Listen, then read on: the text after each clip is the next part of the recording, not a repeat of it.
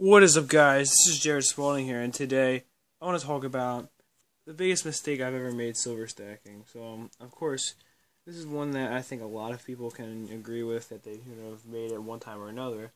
And some people probably wouldn't even call it a mistake, but I certainly would. And let me just explain why here. So, if you can't tell already, I think the worst mistake I've ever made is buying fractional silver. And let me just get right into this here.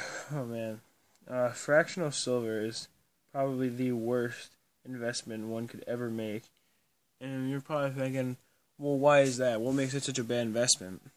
Well, I mean, between the fact that silver is at such a low price that this is basically valueless. Some of this, especially these one grain bars, and the fact that you're paying such a high premium that you're going to be paying several times melt on it. It makes it so worthless to you. There's really no point in buying it. And some people will say that they're going to buy fractional bullion in order to, in case the silver price goes up really high, then it'll be easier to sell. Well, here's the thing.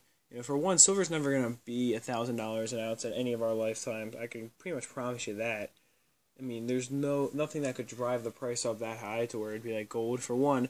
And for two, even if that did happen, a grain of silver, if silver were at what gold's at right now, a grain of silver would still be worth only $4, even if it were at the value of gold. Even if, even if it was $60 for a gram, which kind of makes sense, I guess, buying grams at that point, but a grain would still be worth, at that point, $4, and which would still be pretty much nothing. And the amount of a premium you're paying now, you're going to still not really be able to make that much money on it compared to, 1 ounce bars and above. And I'd say at least stick with 5 ounce if you're going to, for the lowest investment you're going to make, I'd say at least get 5 ounce bars. But, even if you are buying 1 ounce bars, that's still certainly better than this fractional stuff. And, the other thing that goes with the whole not being able to sell is you have to remember there's going to be a buyer for everything that's out there. There's people right now that buy 1 kilo gold pieces. I mean, that's a lot. That's a lot of gold there for the average buyer. I mean, that's going to be a $50,000 investment. But there's people who buy them, and I mean, well, $50,000 if there's a large premium on it. Probably not quite that much, melt wise, but it's still, my point is, it would be a huge investment for an average investor. But no matter what the silver price is, there's always going to be a buyer for it because, I mean, especially if there's that much of a bubble around silver, that the price has been driven up that much, there's definitely going to be people buying. And there are going to be people out there who are, wealthy enough to afford a 100-ounce bar, even if it were at $1,000 an ounce. I mean, there's always going to be somebody out there who can afford it.